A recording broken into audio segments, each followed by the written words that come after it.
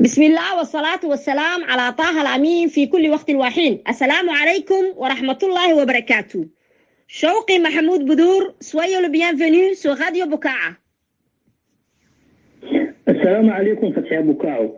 Merci de m'avoir invité sur la radio Bukao, une voix libératrice qui résonne au-delà de la frontière de notre pays depuis bientôt 3 ans. Et l'impact de cette radio, écoutée par des centaines de milliers d'auditeurs, en est la preuve que le peuple djiboutien a soif de liberté et de justice sociale. Fatia, congratulations for making a big difference for justice and pursuit of liberty for the people of Djibouti. Thank you very much. Thank you very much. Et nous allons commencer à aborder nos questions. Monsieur Chouki. Très bien. Il est bien connu que Ismaïl Omar Guelleh est trompé jusqu'au cou dans des affaires louches. Trafic en tout genre dans notre pays, la région de la Corne et maintenant au niveau mondial. Pouvez-vous nous dire un plus, s'il vous plaît? J'aimerais dire au peuple djiboutien d'entre Dieu que l'État djiboutien n'existe pas, qu'il a été remplacé par une organisation criminelle.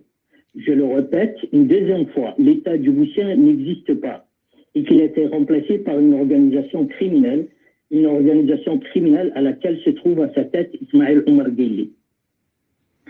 Depuis la guerre civile que le pays a connue au début des années 70, c'est-à-dire une trentaine d'années, IOG dirige le pays en solo ou en duo avec sa femme, état parallèle comme tu l'as si bien décrit, et sans rendre compte à personne et encore moins au Parlement. Seul Dieu est souverain au pays. Guelleh emprisonne, envoie en exil la population des sources du pays, détourne les finances publiques, trempe dans les trafics en tout genre, trafic d'armes en Somalie et au Yémen. 2 pays en guerre. Dans les déchets toxiques en Somalie, avec l'ex-président somalien qui vient de mourir, Ali Mahdi.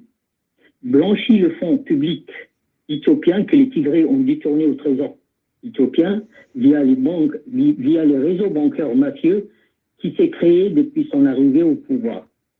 Les trafics d'alcool et d'armes au Yémen, et dont le défunt président Ali Abdallah Saleh, dans une confidence à Wikileaks, l'a mis en cause explicitement. Selon le website networklist.org, Guelleh pèserait 79,2 milliards de dollars. 79,2 milliards de dollars. Vous vous rendez compte? Une somme colossale, presque au voisinage de la fortune de Bill Gates. Et les gens se demandent d'où vient cette richesse indécente. Go figure.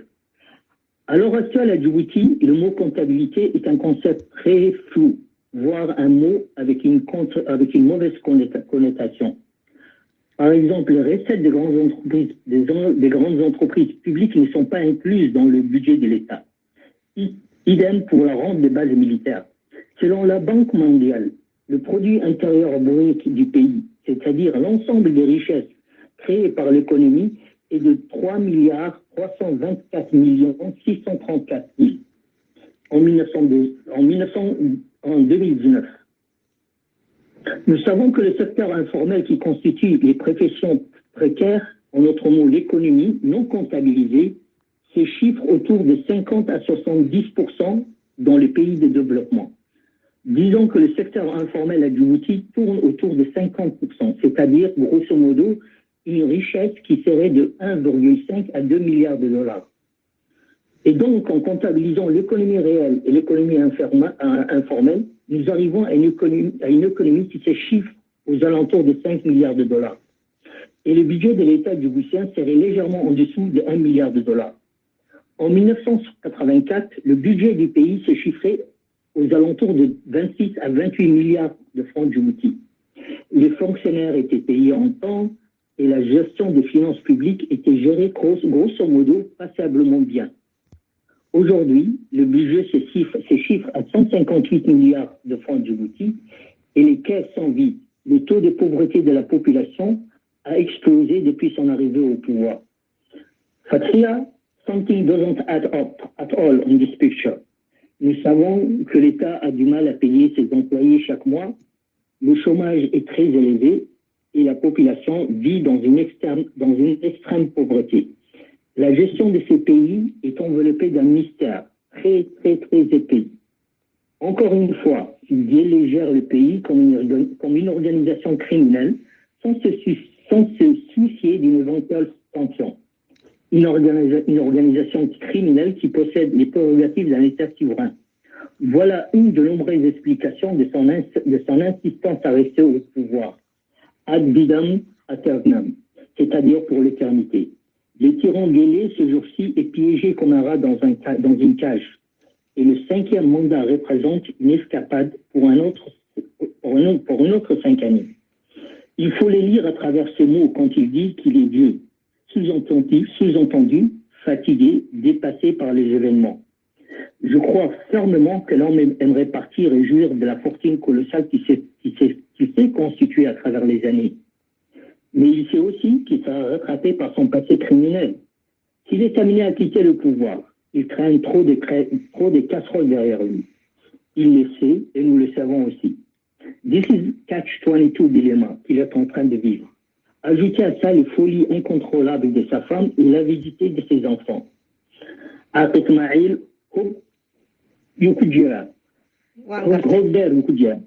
Une autre plaisanterie ou bien une autre escroquerie, c'est la création d'un fonds souverain d'1,5 milliard de dollars dans un pays qui a du mal à boucler son budget. Une farce de mauvais goût, une de plus.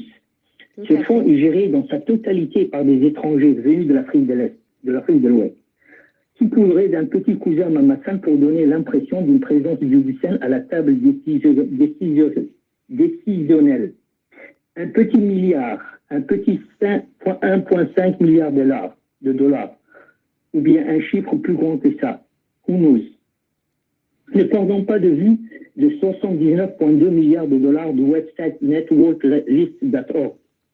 Et devant son bilan catastrophique, IOG Guelleh nous rabâche les oreilles en Somalie que son œuvre ou bien son travail à la tête de l'État n'est pas complété. Regardons de près son bilan. Tous les indicateurs des organisations de développement des Nations Unies placent les pays au bas des classements.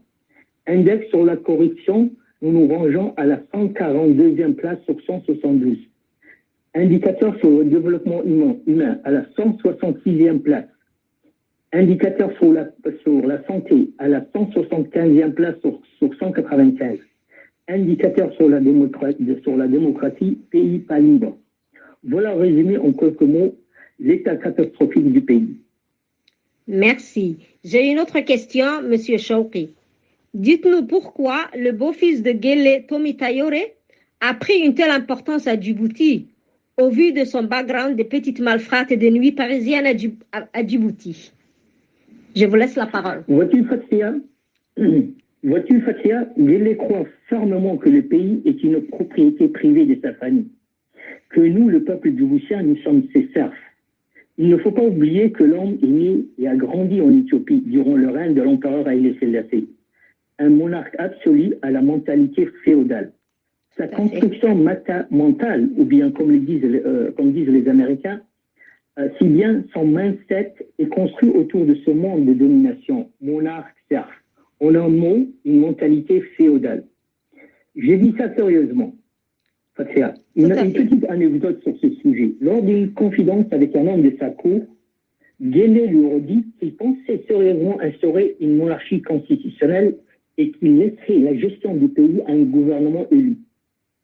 On ne sait pas s'il a en tête un genre de monarchie à la marocaine, c'est-à-dire un pays où le roi, le palais royal, Al-Makhzan, contrôle les partis politiques et met sous sa coupe l'ensemble des activités du pays.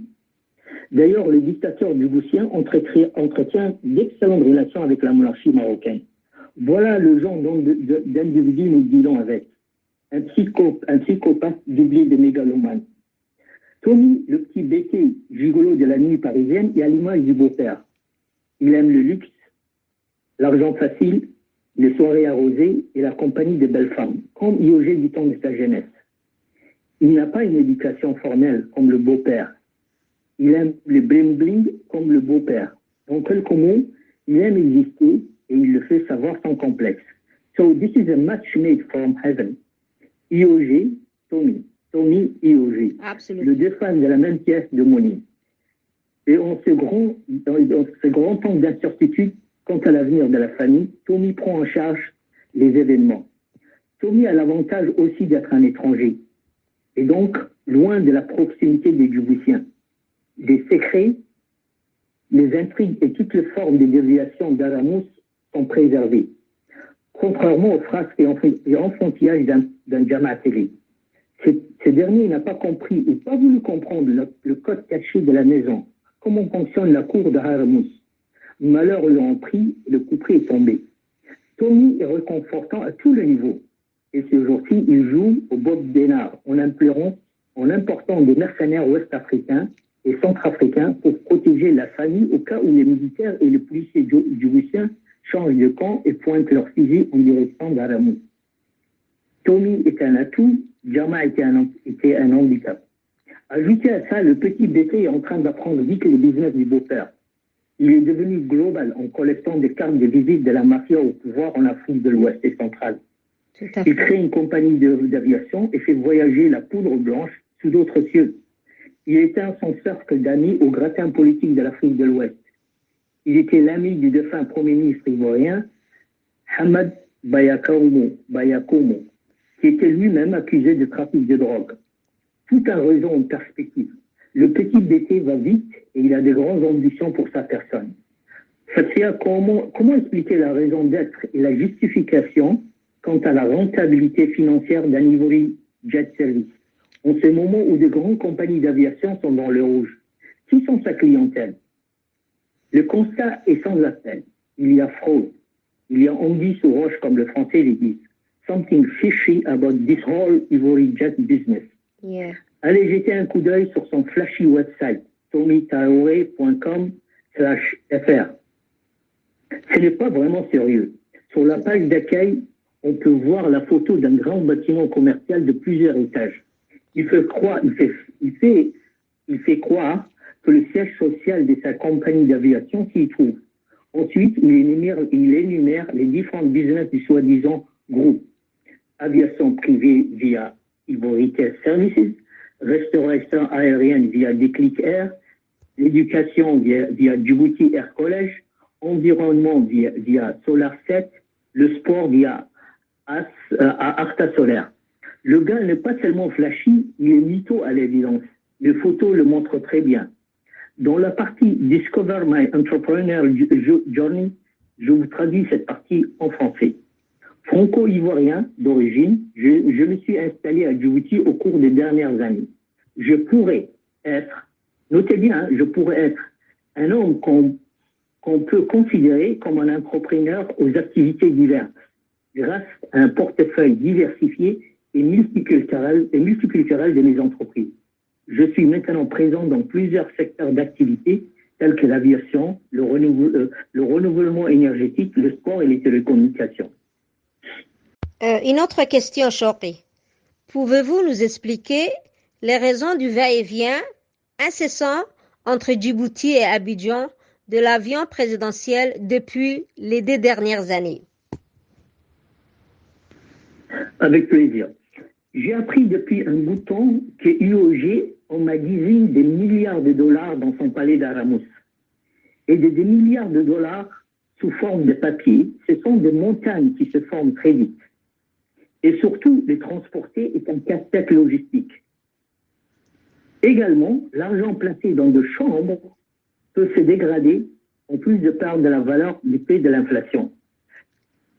La solution tout trouvée est de le convertir en lingots d'or. Patricia, tu sais qu'un lingot d'or de 1 kg vaut environ 60 000 dollars. Si nous prenons pour exemple la valeur nominale de 1 million de dollars convertis en lingots, nous obtenons à peu près 15 lingots d'or, c'est-à-dire 15 kilos d'or. Et 15 kilos d'or se transportent facilement et discrètement dans des mallettes. L'or a aussi l'avantage de ne pas perdre de la valeur. Ces 10 dernières années, l'or a doublé de valeur. Le stocker ou l'enterrer, il ne se déprécie pas. Ce n'est pas pour rien qu'on appelle l'or une valeur sûre. So, IOG se fait malade, se fait vieux, la maladie l'accable, et l'usure du pouvoir commence à se faire sentir. D'où son souci de faire sortir au plus vite les milliards volés depuis 30 ans. IOG sait très bien que les placements financiers et immobiliers dans le monde occidental deviennent sérieux ces jours-ci. D'où la nouvelle affinité tout trouvée avec les régimes de la Côte d'Ivoire, la Guinée équatoriale, le Gabon et autres États voyous à travers le continent. Merci. J'ai une autre question, Chokri. N'est-ce pas l'importance grandissante de Tommy à Djibouti un signe évident de la délinquance avancée de la dictature? Mais bien sûr. Le pourrissement est total à tous les niveaux du pays. Le fait qu'un petit gigolo arrive au top de la République et le fait que le ministre se courbe à sa présence nous en dit beaucoup de choses sur l'état du pays. Ma dernière question, Chokri. Quels sont les facteurs politiques qui font que la dictature Guelleh est entrée dans une période de fin de règne? De fin de règne. Ok. Je crois d'abord que la coupe est pleine pour les Djiboutiens et les Djiboutiennes. Guelleh a beau mentir à la majorité, a beau mentir, la mayonnaise ne prend plus ces jours-ci. Des pays dans une situation pré-insurrectionnelle. Le ras-le-bol est total. Je crois que le danger pour le régime viendra des jeunes diplômés ou pas. On sent, et ça se voit, leur énergie à vouloir en découdre avec le régime est palpable. Les jeunes ont bien compris que leur salut passe par la destruction de ce régime pourri. Deuxièmement, la situation géopolitique régionale a changé de contexte. Guelleh, pendant des années, a bercé le monde entier qu'il était et qu'il est encore un homme de paix qui facilite la recherche de la paix en Somalie, Éthiopie, Yémen et dans toute la région. Cela a fonctionné dans un contexte à la sortie de la guerre froide. L'effondrement de l'Union soviétique et l'apaisement des tensions idéologiques nous ont donné une période de calme pendant les 30 dernières années. Rebolote, nous voici de nouveau dans une rivalité idéologique entre le monde occidental d'un côté, la Chine et la Russie de l'autre. IOG a commis la faute grave d'accorder une base militaire à la Chine, la première à l'extérieur de ce pays. D'un coup, il a chamboulé l'alliance historique de notre pays. Nous sommes passés du camp occidental au camp des pays totalitaires. Pour le moment, notre pays, je crois être le seul pays au monde qui abrite des bases militaires des deux camps. Une première mondiale. IOG l'a fait sans penser aux conséquences géopolitiques. Je crois sincèrement qu'il est dépassé par les événements. Les enjeux le dépassent de loin et qu'il n'est pas armé intellectuellement pour saisir la gravité de la situation. Le cinquième mandat est une mauvaise farce dont il est le seul à y croire. Voilà, Fatria, mon analyse de la situation immédiate. D'autres facteurs viendront s'ajouter, j'en suis sûr. Inch'Allah. Merci beaucoup pour cette analyse pertinente que les Djiboutiens voulaient en savoir plus. Et merci beaucoup d'avoir accepté notre invitation sur Radio Bukao. Salam alaikum wa rahmatullahi wa barakatuh. Wa alaikum salam.